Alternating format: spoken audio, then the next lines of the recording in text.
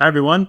Welcome to What's New in Pega Infinity 24.2 for customer service. I'm Sean Callahan. I'm a senior product marketing manager here at Pega, focused on customer service. And I'm joined today by Matt Lake, senior director of product and engineering, also aimed at customer service. And we're going to get into all of the new features and releases for 24.2. Really excited for the session. Matt, thanks so much for joining. Oh, thanks for having me, Sean. So we're going to get into all of the new features in 24.2 for customer service. But before we do that, I figured it'd be helpful to level set a little bit here and let everybody in on the context of what we've been doing lately and how we're thinking about this release in the wider view of the things we're focused on for the platform. And I thought no better place to start than here, which is that Forrester, in the beginning of this year, 2024, named Pega as the #1 customer service platform on the market today. So if you're less familiar with customer service, you should be aware that we're the leader in the space, and we've been continuing to develop the product ever since this report came out, before and after. And just to take a quick peek at what that looks like, we'll take a look back here at the last couple of release cycles here. So in Infinity 23, we really started introducing Pega Gen AI into the market for the first time, something that we've been really focused on ever since. We also saw updates to voice AI and messaging AI, some important advanced knowledge features as well. And of course, we rolled out our Constellation desktop for the first time. And that brings us ahead to 24.1, which came out just earlier this year. And here we really leaned in further on our Gen AI capabilities. So Knowledge Buddy was a major focus of ours, something that you should all be very familiar with by now. But also features like auto summarization, automated wrap up, and suggested replies, things that make agents' lives easier by helping automate more of the work off of their desk.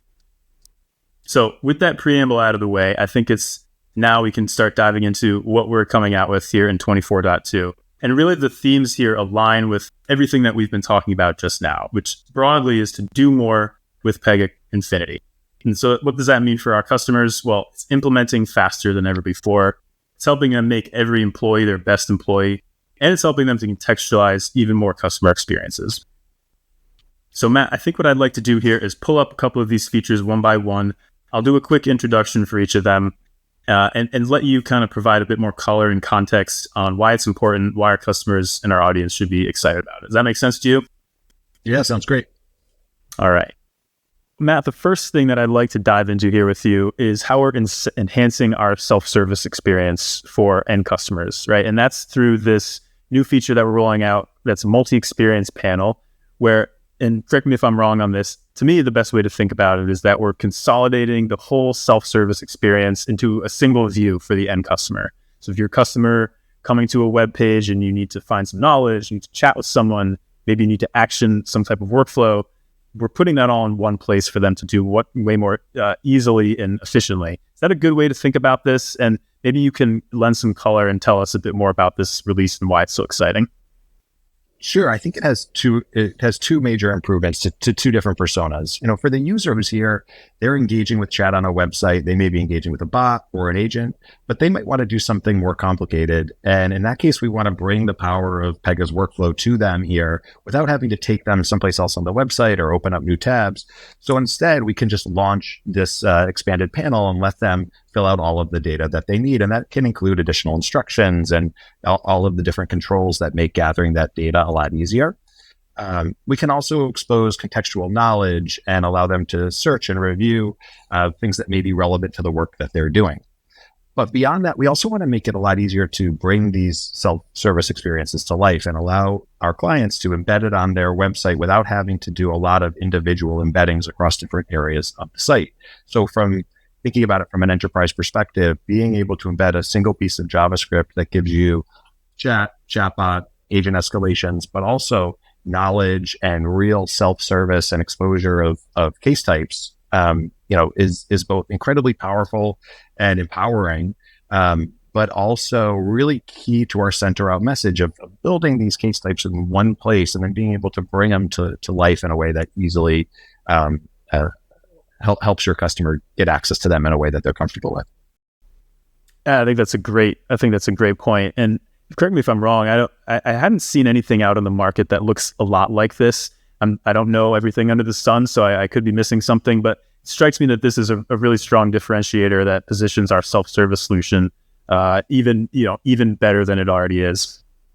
Yeah, I think it is quite novel, and really the way it combines the power of case management, knowledge management, and Pega's AI into a single place that really is meeting the wide range of customer needs is really compelling. So we're excited about this. That's great. So both implementing faster and helping contextualize customer experiences bring customers closer to resolutions even faster. Let's click ahead here. And actually, I think you mentioned Knowledge Buddy a little bit, and I think that's a good transition into this next update that I'd like to talk to you about, which is actually a number of updates to Knowledge Buddy across the board. I think one of the most interesting ones to me is this new integration with Knowledge Buddy and conversational AI, where conversational AI could call Knowledge Buddy in the course of a live customer interaction so that Knowledge Buddy can surface answers to the agent, without the agent having to go search for him or herself. So that, I think, is something I'd like to ask you about. But I know that there's more here with Knowledge Buddy. So maybe you can give us an overview of what you guys have focused on and a bit more about how we've integrated that Knowledge Buddy and conversational AI. Sure. I mean, I think the most important thing here is that it's really all about making the agent's life better so that they can deliver experiences faster and more accurately to the person that they're working with.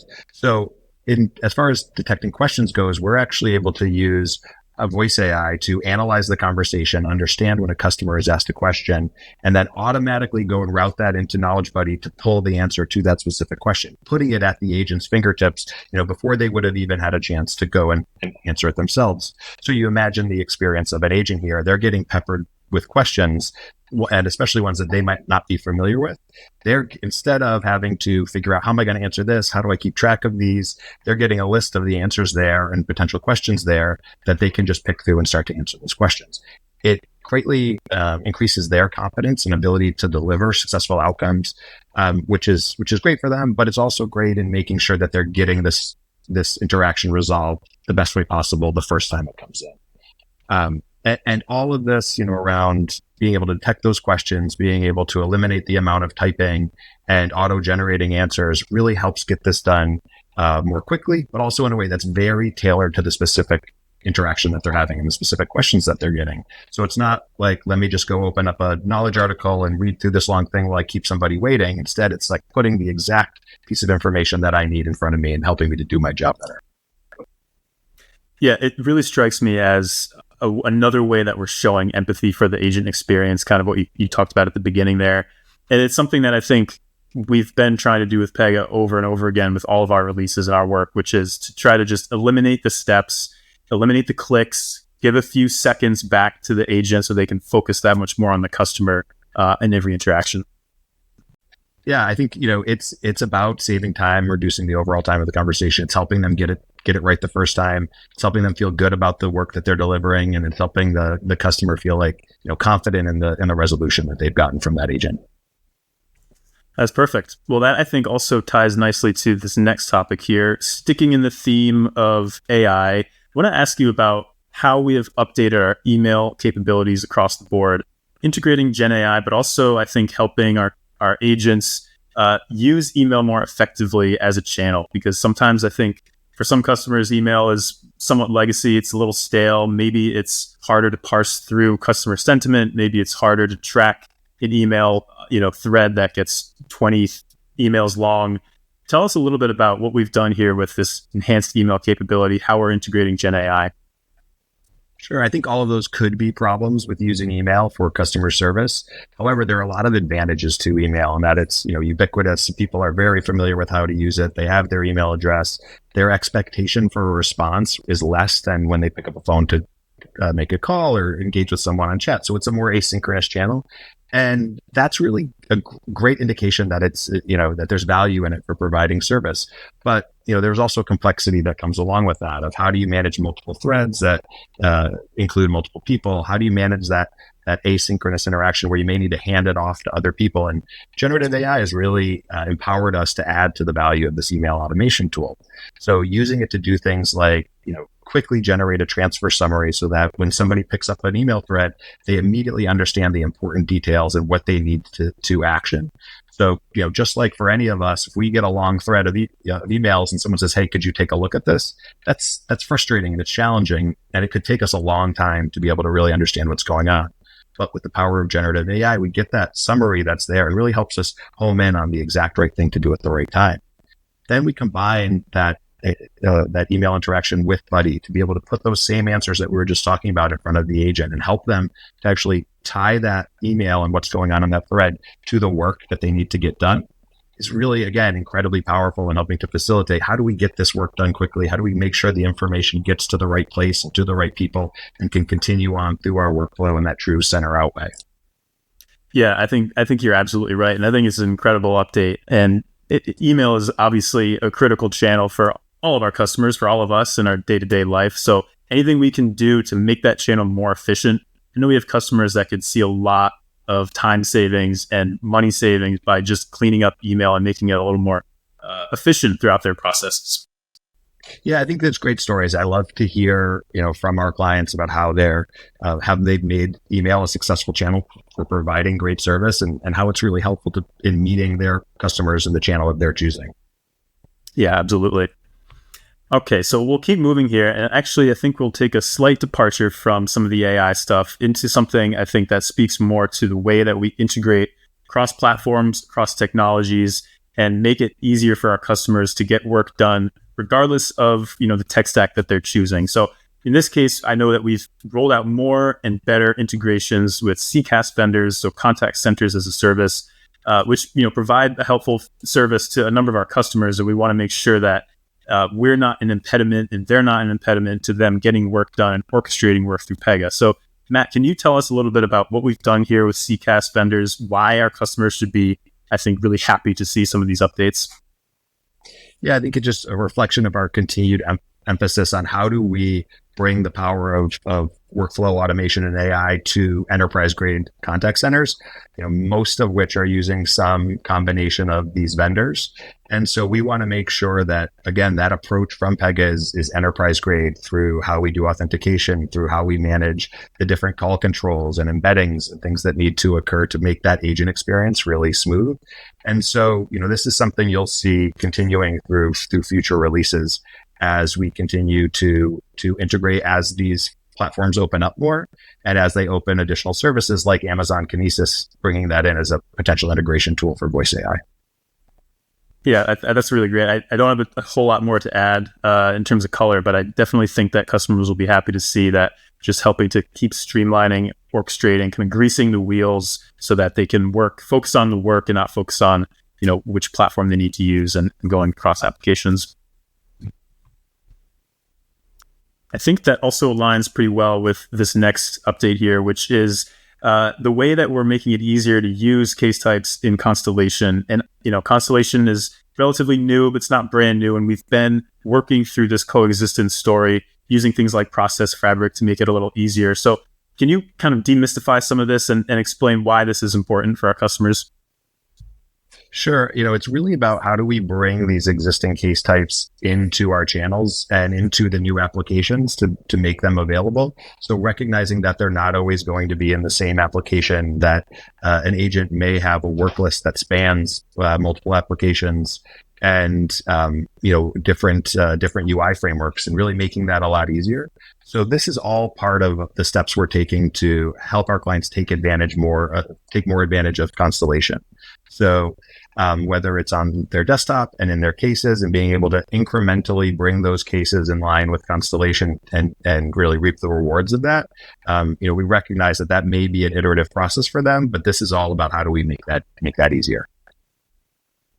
Okay, so that about wraps up some of the net new features in customer service, but I do want to take an opportunity here to plug Pega GenAI Blueprint, which is something I think everybody should be familiar with by now. We've gotten a ton of great response, thousands and thousands of blueprints built. But this is a way that we're helping customers envision their applications, envision better processes, and design workflows that match their challenges. And in the customer service, it's no different. And I think here we're continuing to expand on what's possible in Blueprint, to align case types to the real world, and open up a door of what's possible within Blueprint, specific to your service, specific to your industry, specific to customer service.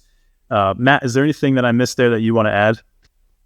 Oh, I think, the key here is we continue to add new and improved templates for different industries across, financial services, insurance, healthcare, comms and media, being able to bring our industry expertise and the people here at Pega who are really thinking about this all the time, their knowledge to bear on and being able to create these processes and inform our clients' processes, and really helping them bring their own design thinking approach to it and saying, what is special about the way we do business here, and using Blueprint as a way to form that application really quickly and effectively without having to have that technical expertise or knowledge, and then turn that into a PDF that describes what you've built, or turn that into the actual import that you'll bring into your Pega application, so that when you start fresh, you're able to import that into a customer service application and get up and running really quickly. It's so empowering, again, to watch our clients go through that process, start from a conversation about how they think their business operates, and then turn that into a functioning customer service desktop and back office and self-service experience. So we're really excited about what Blueprint has to offer. And again, just encourage everybody to go out and give it a try. Yeah, it really is amazing to see what's possible in Blueprint. And to your point, if you haven't experienced it, you can go to pega.com/blueprint. Very easy to remember. Get in there and find the case type that works best for you. Explore what's possible. And I think you'll be amazed at what comes out on the other side. And speaking of calls to action, I think that kind of wraps up our feature overview and our Infinity 24.2 customer service overview. But for folks who want to learn more, of course, there is more to learn. We do have a launch event happening at the end of this month on October 30th. If you're coming to this video after that, we will have it recorded, so you'll be able to find that online. Of course, Pega.com is always a great resource. We'll be rolling out updates to products as we go. Pega Community is a great place to learn, of course, as usual. For anyone in Pega, Sales Hub is your best bet to find any information that you need about product, messaging, you name it. And we do have, of course, a release happening in our other products as well. So it's not just customer service, but our platform, Customer Decision Hub, sales automation. We have What's New videos coming out, all kinds of content. Matt, have I missed anything here? Well, it's always hard to boil down a whole release and just do a short presentation. There's a lot more in here. So I'd really just encourage everybody to go check out these resources, go try Blueprint, go take a look at Community, and make sure you have a solid understanding of what's out there, because there's a lot of really exciting stuff in the release. Couldn't agree more. So everyone, thanks so much for joining today. That wraps up our review of Pega Infinity 24.2 for customer service. I want to thank Matt for joining, and I hope to see you all soon. Thanks so much.